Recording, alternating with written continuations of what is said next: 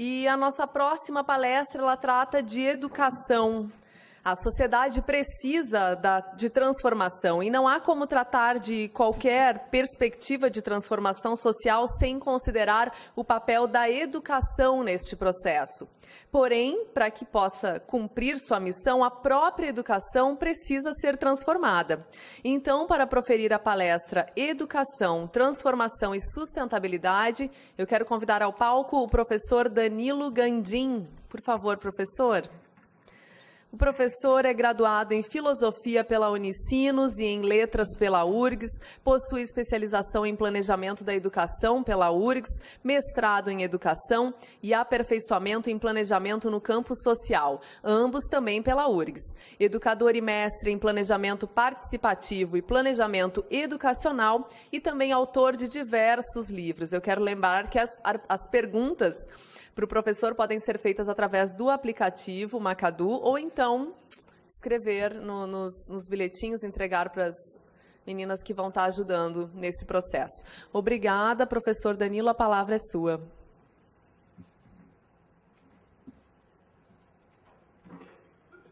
Normalmente...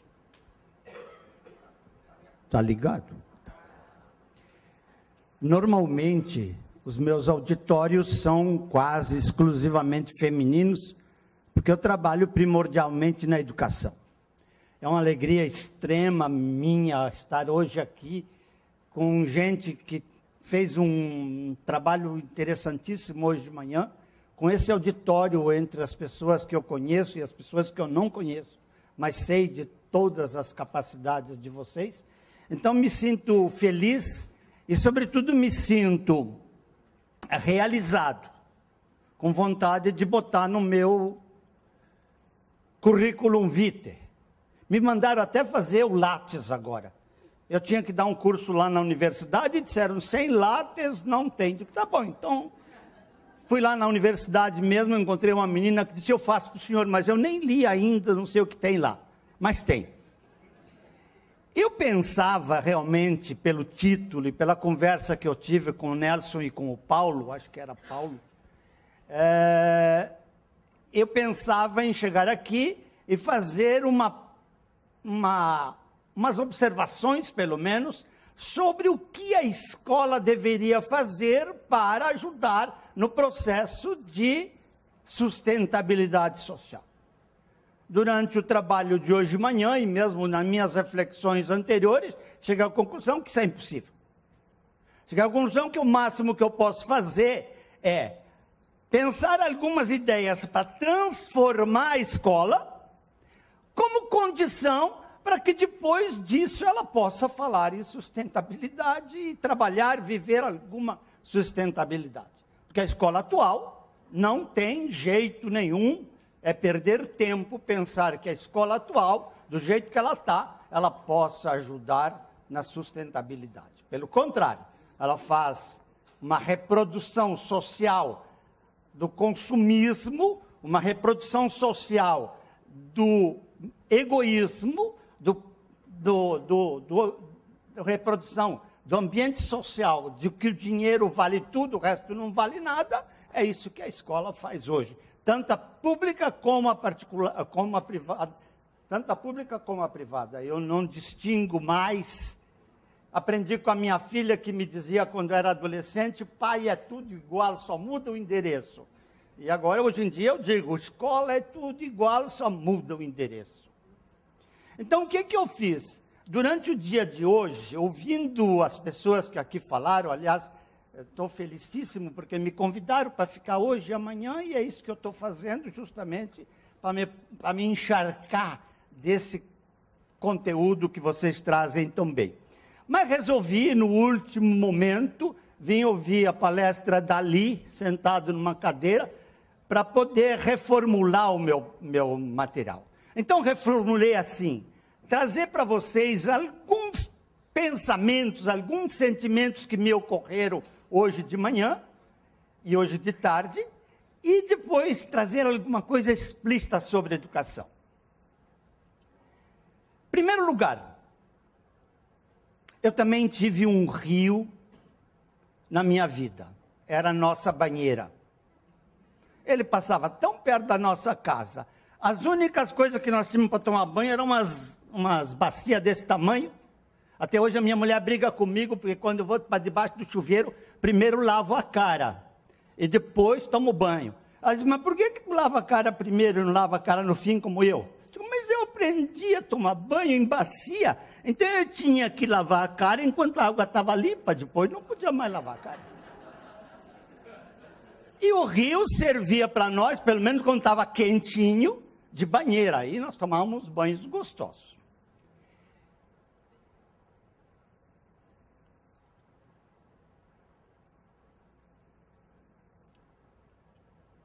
Eu falo para vocês com uma alegria especial, porque cada vez eu me convenço mais. Sabe, às vezes as revistas fazem propaganda para eu assinar a revista, me telefonam e dizem, o senhor é um homem que forma opinião. Mas quem formadores de opinião são os caras da imprensa. Não são os caras da imprensa. Acho que hoje de manhã, o conferencista de hoje de manhã, o Cavalieri, colocou muito bem o valor da produção, o valor do trabalho como constituinte da consciência. Até num determinado momento pensei, esse cara é marxista. Não sei se ele está ainda presente, mas realmente ele fez um trabalho tão bonito, por quê? Pela primeira vez eu ouvi falar bem do comunismo sem me revoltar. E é interessante isso, por quê? Porque, na verdade, provavelmente os grandes construtores da consciência são os empresários. São não só os empresários, donos da empresa, mas os gerentes, enfim, todas as pessoas que estão naquele envolvimento e em todos os níveis, menos talvez no nível mais fundo do chão da fábrica mesmo, mas realmente são. Então isso me alegra extremamente. Quando eu fiz 70 anos, eu plantei uma nogueira de semente, mas esse era um gesto. Vocês sabem que a nogueira leva uns 60, 70 anos para produzir. Quando eu completei 70, eu plantei uma nogueira de semente. Ela está da minha altura. O que vai acontecer com ela, eu não sei. Está lá no fundo da minha casa, onde eu cultivo uma pequena horta. Uma vez, no século passado ainda, perguntaram aos franceses o que eles desinventariam se pudessem desinventar alguma coisa. Acho que essa era uma coisa boa de fazer aqui no Brasil, perguntar para os brasileiros se eles pudessem desinventar alguma coisa, o que eles desinventariam. E os franceses, eu não me lembro dos detalhes da pesquisa, mas os franceses responderam, primeiro lugar, ganhou o primeiro lugar, desinventariam o carro. E o segundo lugar, desinventariam a televisão.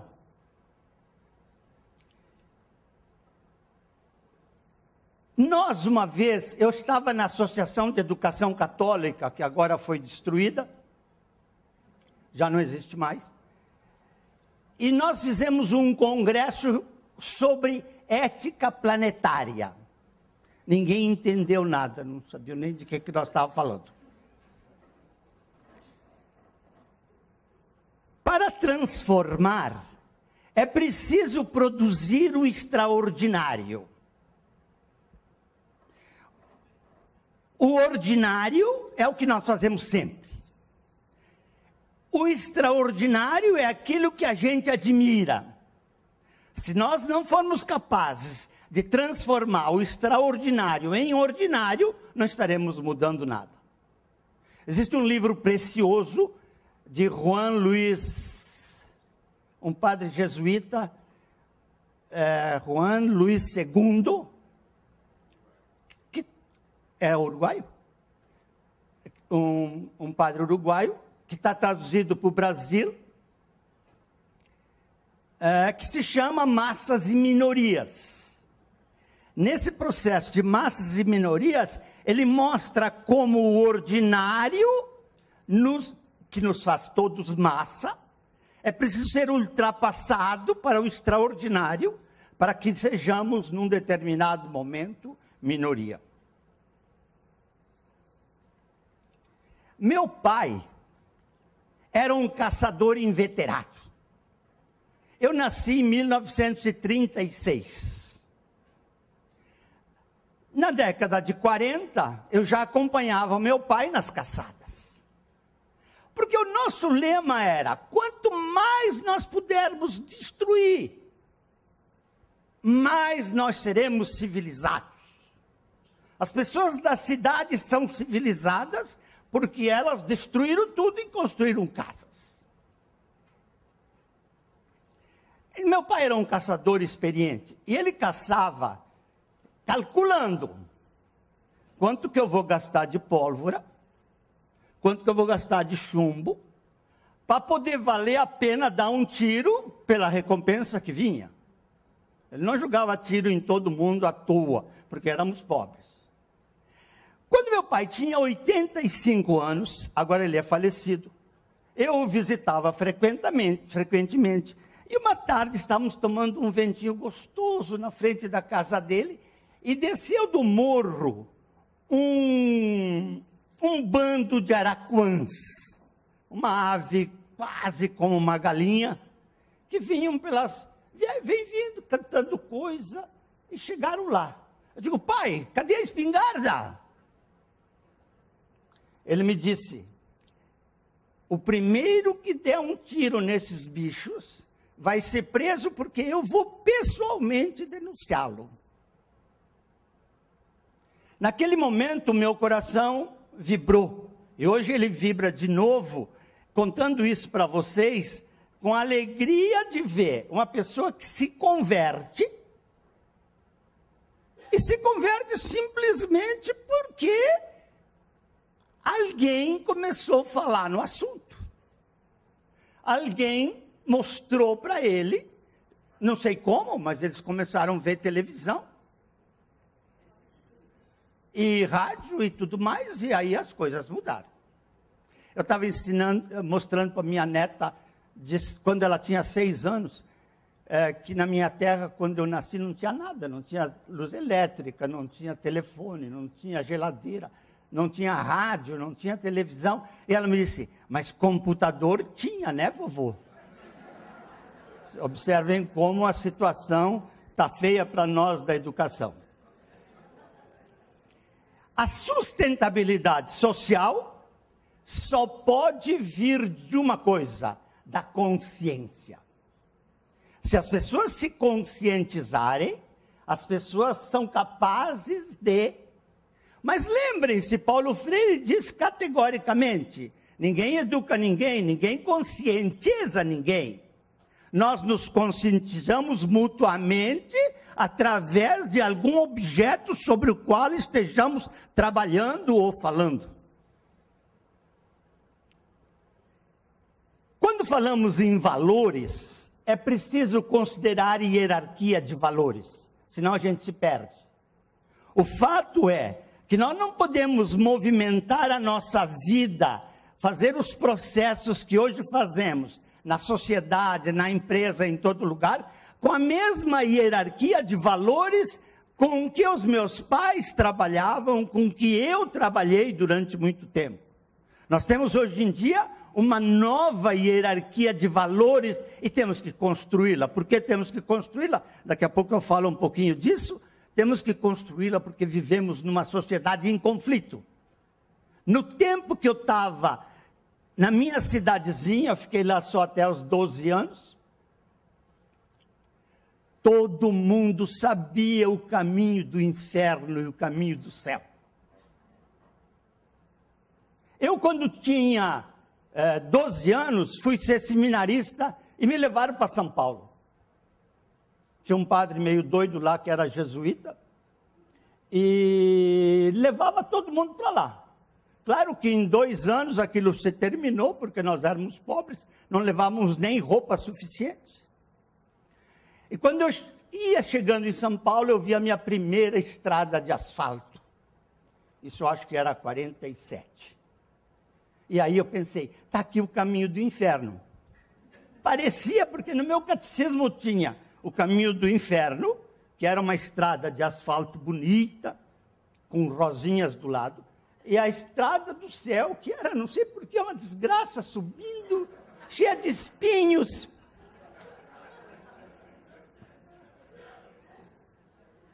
Eu continuei querendo ir para o céu, porque não tinha alternativa, mas... Aliás, deixa eu dizer para vocês uma coisa, eu fui formado pelos jesuítas, porque desde lá fui a São Paulo, de São Paulo me mandaram para Nova Friburgo, de Nova Friburgo me mandaram aqui para o Rio Grande do Sul. Eu sou catarinense de nascença, mas canto o hino do Rio Grande do Sul com mais força do que os gaúchos, porque eu vim cedo para cá. E os jesuítas me formaram. Vocês sabem que quem é ou foi jesuíta ou foi formado pelos jesuítas pode até perder a fé, mas continua jesuíta.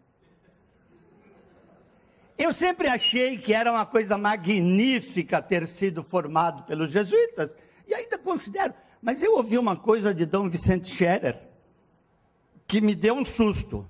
Dom Vicente Scherer disse que estava com o Papa João XXIII, conversou com ele um bom tempo, que ele lhe deu uma audiência particular, e quando ia indo para a porta com Dom Vicente, o Papa disse: me parece que o senhor tem formação jesuítica.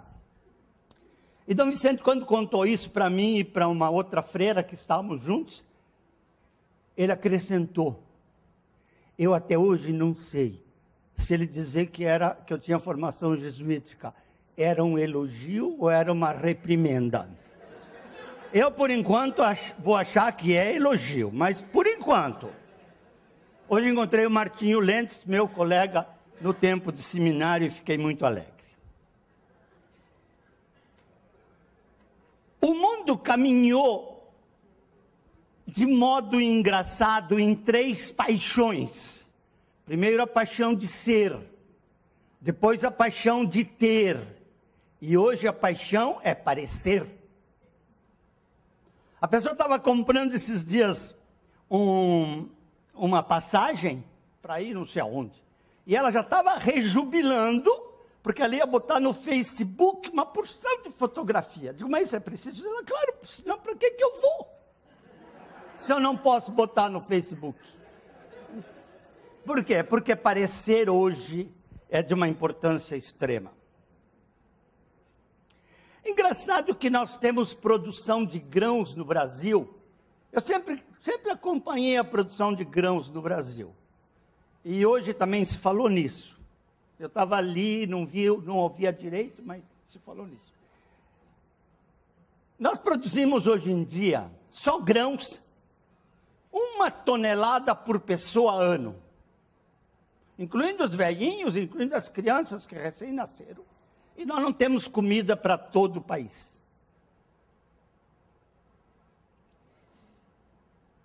Talvez o certo de qualquer processo de educação ou de qualquer processo humano, eu estou botando um talvez na frente. Até agora não botei nenhum talvez. Estou agora confirmado naquilo que eu disse.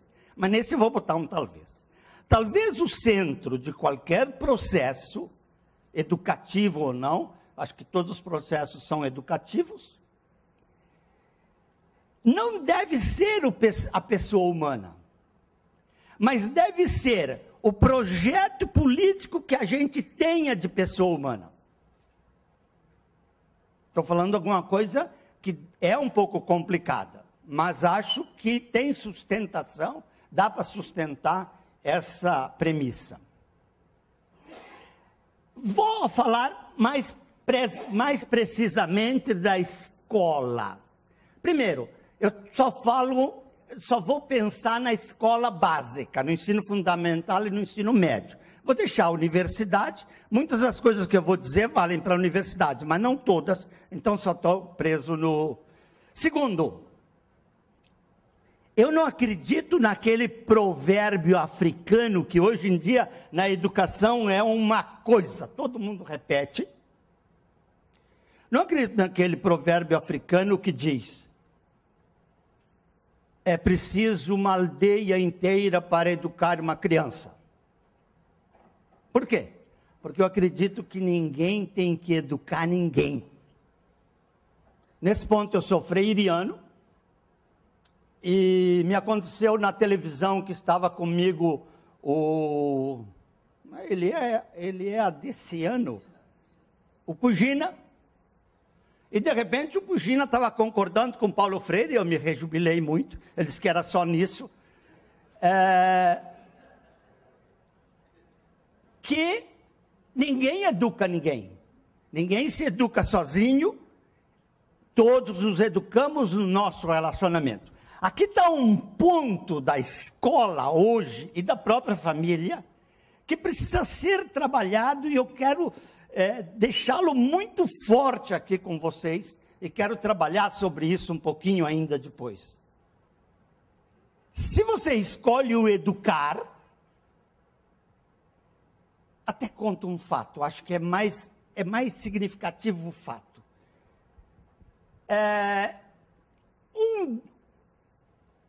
Eu leio o Sul sempre, e ali tem um cronista que foi deputado do Rio Grande do Sul, e ele diz numa crônica dele, que ele tinha um amigo que estava sofrendo muito porque o filho dele, de 16 anos, queria pegar o carro. E então ele chama, o cronista chama o testemunho dele, diz ele: eu eduquei bem os meus filhos. Eu tinha 2, parece que é isso que ele disse, e eles queriam pegar o carro quando eles tinham 16, eu nunca deixei, botei limite. E eu pensei naquele momento, não se deve botar limite, deve-se abrir horizontes. Se você pensa no educar, você age assim. Quando o filho quer dirigir antes dos 18, você proíbe. Mas se você trabalha com educar-se, quando seu filho chega aos 16, ele nem sonha em lhe pedir o carro emprestado. Eu tenho 3 filhos. Nenhum deles, em nenhum momento, uma filha e 2 meninos, e nenhum deles, em nenhum momento, pensou em pegar o carro antes de ter 18 anos. Por quê? Porque eles se educaram no processo, eu nunca os eduquei. Uma coisa que eu me gabo é de nunca ter educado meus filhos. E eles são profundamente bem educados. Claro que eu tenho importância, gente, não pense que eu não tenho importância. Todos nos educaremos no interrelacionamento entre nós, mediatizados pela natureza e mediatizados pela cultura. Então, quando nós estamos discutindo sustentabilidade, nós estamos nos educando mutuamente, mas eu não estou educando vocês, nem vocês estão me educando. Nós estamos nos educando mutuamente, porque trabalhamos nesse processo. Eu talvez volte a isso.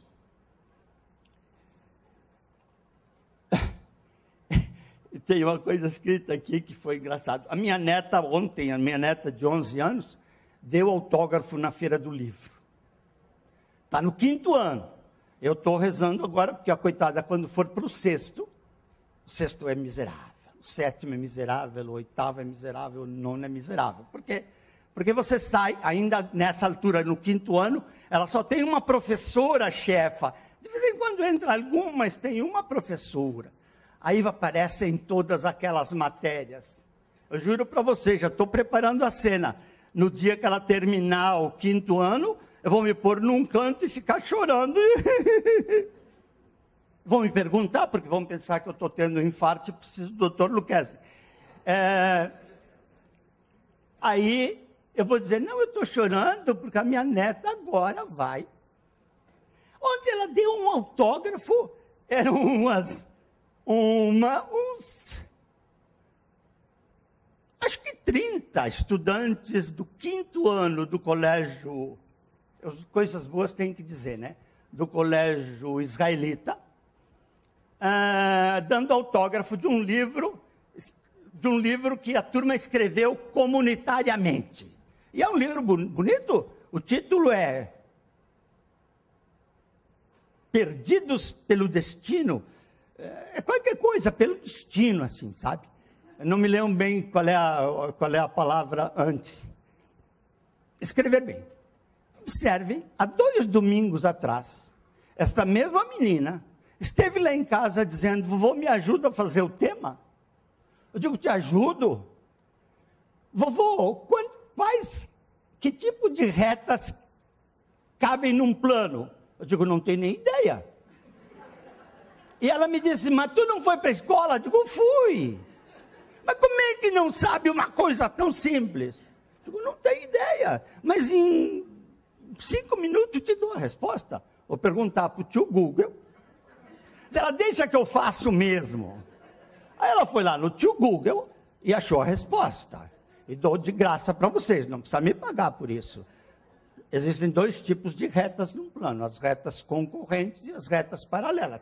Desde aquele momento, quase que me candidato a deputado, porque comecei a saber alguma coisa. Aí o Google me convidou para ouvir uma aula sobre isso. Eu digo: tá bom, tio Google, agora eu tenho que tomar água, mas eu já volto aqui e já vou ver a aula. E a aula mostrava os ângulos para você descobrir quais eram paralelas e quais eram as concorrentes. Fiquei sábio a beça.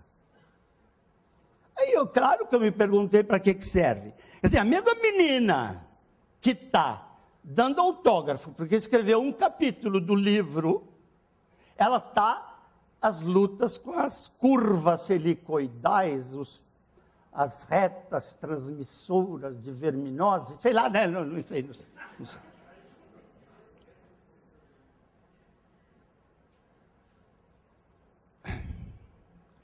Eu vou dizer uma coisa grave.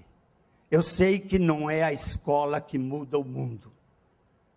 Essa papagaiada que os políticos nos dizem, vocês não podem dizer. Se tem boas escolas, há desenvolvimento. Se tem boas escolas, as pessoas são educadas. Elas não atropelam os velhinhos na rua, elas não matam, porque foram numa escola boa.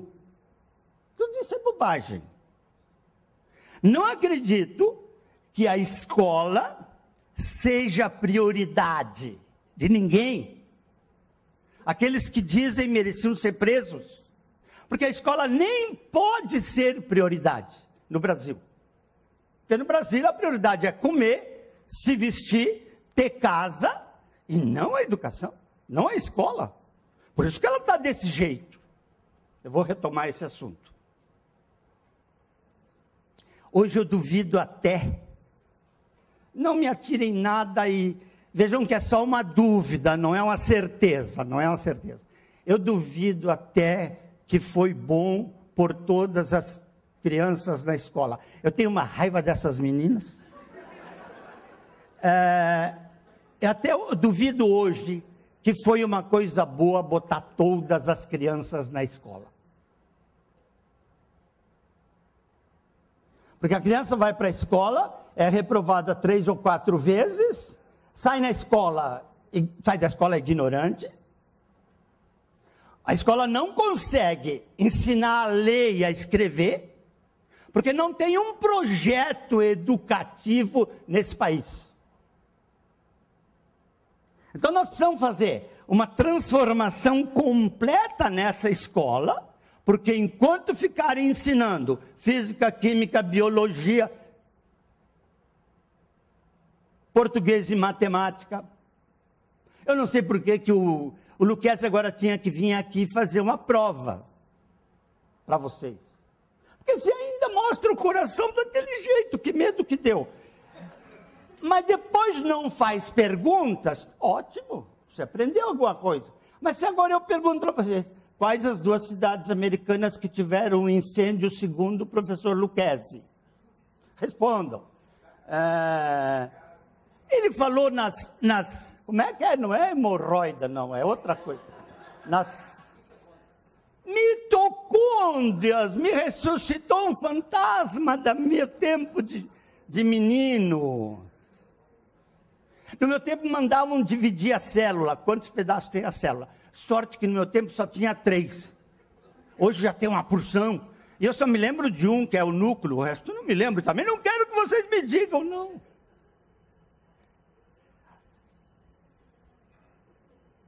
E quero dizer a ideia mais importante que eu vou dizer agora. Não basta ter ideias. Isto é, não basta ter o trigo para ter uma boa farinha, não basta ter o trigo ou o milho. É preciso ter um moinho. O moinho é o quê? É o planejamento. Eu sou especializado em planejamento. Aliás, eu pensava que vinha uma editora aqui tentar vender para vocês esse livro aqui. Eu não quero vender, mas eu queria que vocês soubessem que existe um livro. Meu último livro se chama, olha que nome glorioso, Soluções de Planejamento para uma Prática Estratégica e Participativa. Foi tudo que nós fizemos hoje. Eu sempre trabalhei com planejamento da escola, mas eu tenho formação em planejamento de modo geral e tenho uma boa biblioteca de planejamento. Desculpe eu dizer isso, eu digo isso quase como uma obrigação de cristão, de que existe o livro. Não estou fazendo propaganda, isso é uma propaganda, é uma forma poderosa de propaganda, eu acho. Mas não é isso que me levou a mostrar esse livro para vocês. É o fato de que, sem planejamento, e planejamento estratégico e participativo, não há possibilidade de fazer as coisas andarem. Termino, moças, me dá mais 3 minutos só. O que eu quero dizer? Que é preciso transformar a escola, para que a escola, e nisso nós precisamos da sociedade, precisamos da voz das instituições empresariais, a fim de poder pensar a sustentabilidade. Digo 2 ou 3 palavras do que eu tinha preparado e termino. A escola reproduz sempre a sociedade na qual ela está inserida.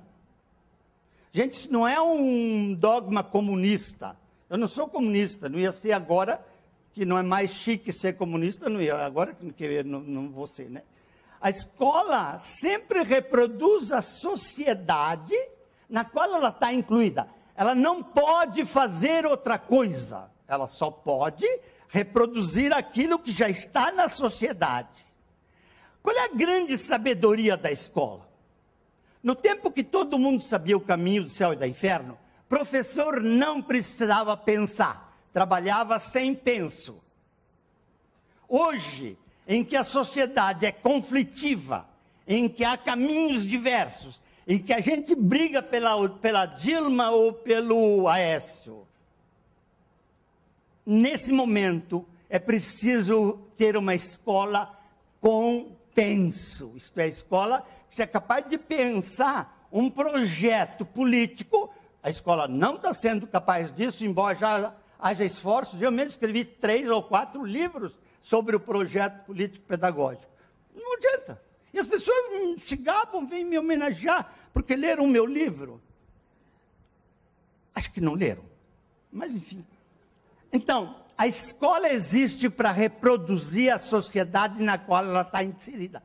Em que condições vocês estão metidos? Vocês estão metidos em afirmar o que a escola deveria reproduzir hoje. Tempo esgotado.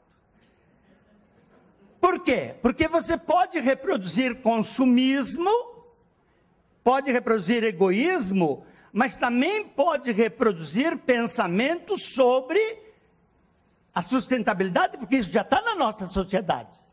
Você pode reproduzir subsidiariedade, como disseram.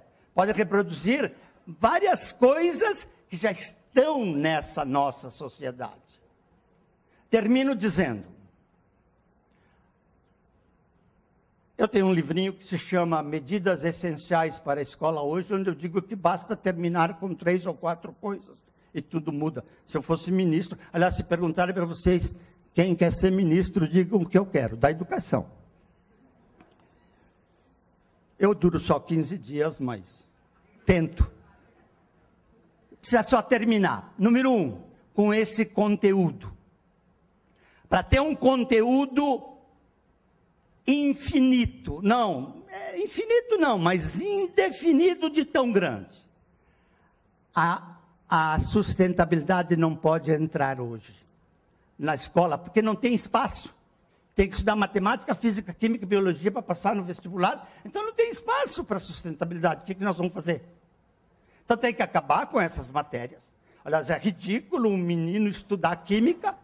Você só compreende na hora que ele vai fazer vestibular, que você compreende que ele teve que estudar química. Aliás, uma química sem vergonha, né? E física e tal coisa. Segundo, precisa tirar a nota. A educação só se faz com amor.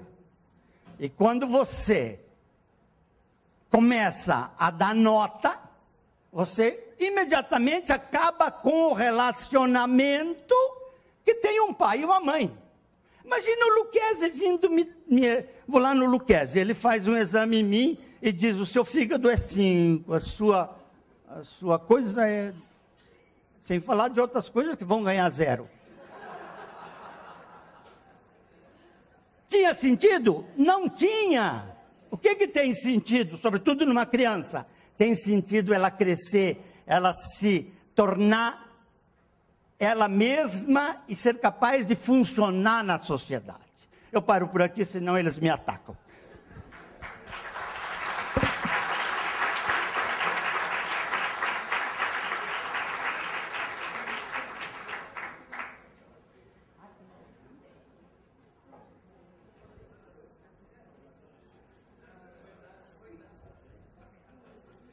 Enquanto a comunicação, a medicina, a engenharia e tantas áreas evoluem de forma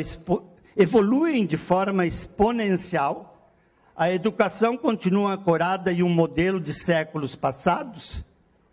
Observem, o Luiz Felipe, que estava num painel aqui, mostrou muito bem a questão da educação do século XIX e a vida do século XXI, não tem mais sentido.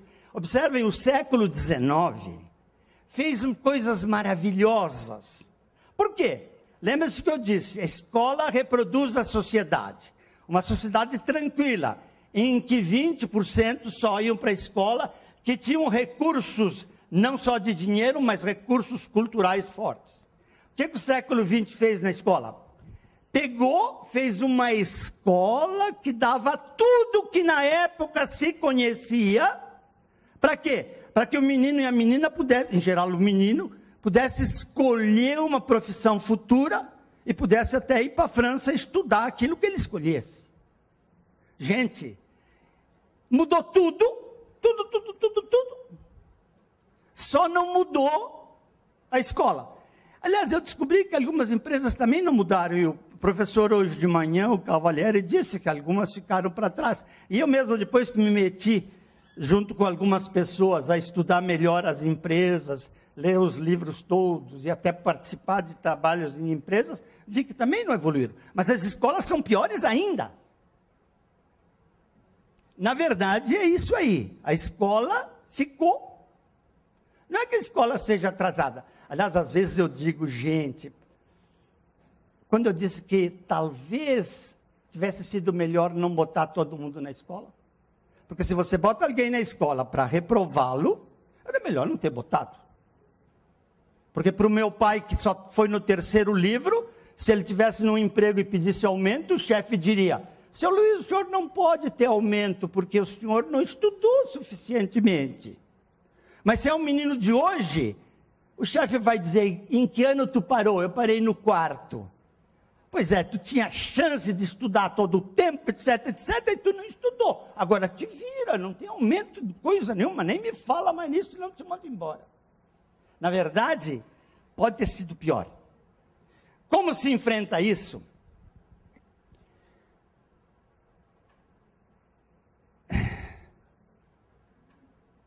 O dia que houver um cavalo branco para um ministro da educação sair pelo espaço e dizer, agora vai ser tudo assim. Os professores aceitam. Mas os próprios administradores têm feito do professor um infante. No Rio Grande do Sul tem até uma lei, ou um decreto, ou qualquer coisa assim, filha da puta, que manda com que na escola não se possa usar telefone celular. Ora, pelo amor de Deus, se uma escola não é capaz de resolver esse problema, vai ser cada vez pior a escolaridade. Então, eu julgo que é preciso, hoje em dia, uma aproximação entre a sociedade, os professores e o ministério. Precisamos criar realmente um novo espírito. Por isso, quando eu disse de brincadeira de ser ministro, eu ia acabar imediatamente com todas as disciplinas. Ia fazer com que as crianças estudassem temas. Os adolescentes estudassem temas. Isso vem vindo, daqui a pouco vai acontecer. Então você tem uma turma estudando os peixes. Não está estudando biologia, nem nessa idade, não é hora de estudar biologia, nem matemática. Pelo amor de Deus, quando eu falo nem matemática, eu não quero dizer que não tenha que saber fazer as contas, mas é só isso. Mas você tem que estudar os peixes. Então, eu vou estudar os peixes. Eu vi umas crianças de 8 anos estudando os peixes, no fim perguntaram, professora, por que algumas orientações cristãs não comem peixe na sexta-feira? A professora se atrapalhou, mas ela teve uma solução. Ela foi lá na professora de ensino religioso, a professora veio e respondeu para os alunos de maneira que eram crianças de 8 anos, eles queriam saber tudo sobre os peixes. Então, outro grupo está lá estudando as eleições.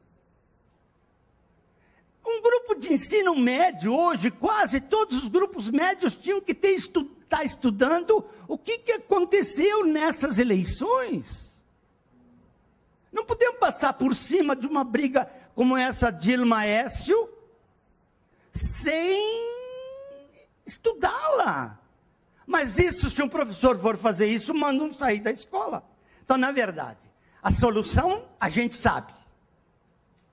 O problema é ter uma concordância da sociedade, dos professores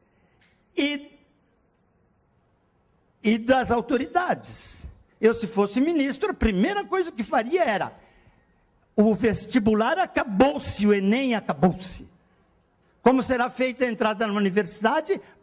Pela Caixa Econômica Federal, através do seu departamento de loteria, fazendo sorteio de quem quer entrar. Vocês vão dizer, mas isso é maluquice, não tem nada a ver com o mérito. Mas não tem mérito nenhum. Se não fosse essa coisa mais maluca ainda que hoje em dia funciona, que são os negros e, como é que se chama isso? As quotas. Se não fosse a coisa maluca das quotas, só os que têm muito dinheiro para fazer cursinho entrariam na universidade. Quer dizer, então não se trata. Ah, mas o Júnior não vai passar se fizer. O Júnior não tem sorte. Se fizer sorteio, o Júnior não passa. Mas pode ser que o Joãozinho passe. E qual é a diferença? A universidade vai receber os piores. A universidade que se vire. Para isso que eles são estudados, são tudo doutor. Eu vou lá na educação agora, eu fui de lá um tempo. Tenho até vergonha, porque só tem doutor. Os doutores são os mais baixinhos, porque quase tudo tem pós-doc, que é o pós-doutorado. Para quê? Para ficar frungando, para ver se a formiga se virou direito, se aqui não é a boca e aqui é o traseiro, ou o contrário, vice-versa. O papel dos pais, da família, o papel da escola. Por que se confundem tanto estes papéis na educação dos filhos? Os papéis estão invertidos? Não. O que acontece é, isso eu podia ter explicado melhor para vocês antes.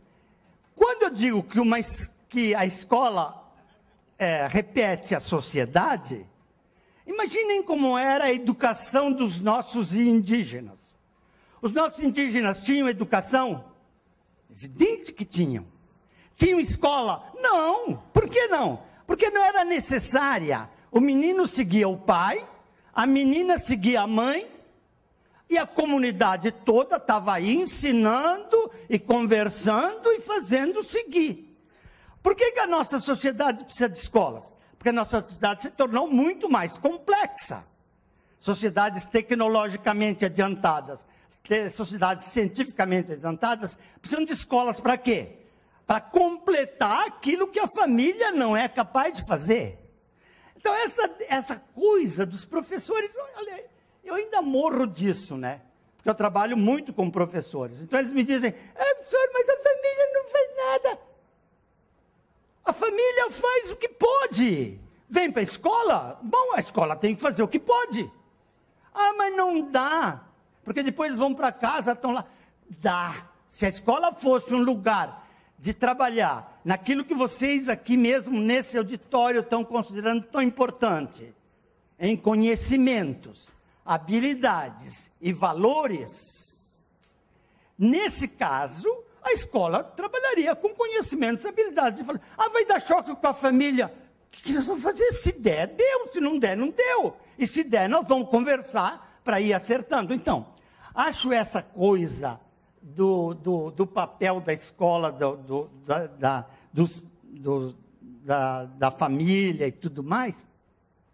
Eu um dia disse para eles estavam fazendo um plano e me chamaram para dar uma assessoria. E eles só falavam em família. Digo, olha, se eu fosse diretor dessa escola, eu proibiria os pais até de pisarem na escola. Ficaram todos assustados, né? Eu disse, vocês não sabem para onde estão indo. Chamam os pais que nem sabem se tem que ir para algum lugar. E vocês vão conversar, o que vai dar disso? Só pode dar uma coisa que eu pensei, mas não posso dizer. Por quê? Porque realmente não tem sustentação. Então nós precisamos investir em saber para onde nós vamos. Por isso que aquela hora eu disse, mais importante ainda que a pessoa humana é o projeto que você tem sobre ela. Atenção, naturalmente esse projeto, a primeira coisa que tem que fazer, que escrever, é respeitar. Aliás, aqui apareceram coisas magníficas, hoje de manhã e hoje de tarde também, de projeto, de coisas que nós precisamos, e que hoje de manhã chamou de referencial, se lembram? Então, na verdade, isso nós precisamos. Eu trabalho com esse negócio de projeto político-pedagógico, sem chamá-lo assim, porque na época não era possível, desde a década de 60. Por quê? Porque nós compreendíamos na Associação de Educação Católica que sem um projeto político, nós não chamávamos assim, pelo amor de Deus, senão as freiras morriam do coração, sem um projeto político e um projeto pedagógico, você não pode fazer nada. Você fica perdido e vai fazendo algumas coisas que você nem sabe bem o que você está fazendo. Desculpe, chefe. Oi, não, eu não sou sua chefe. Querido, obrigada.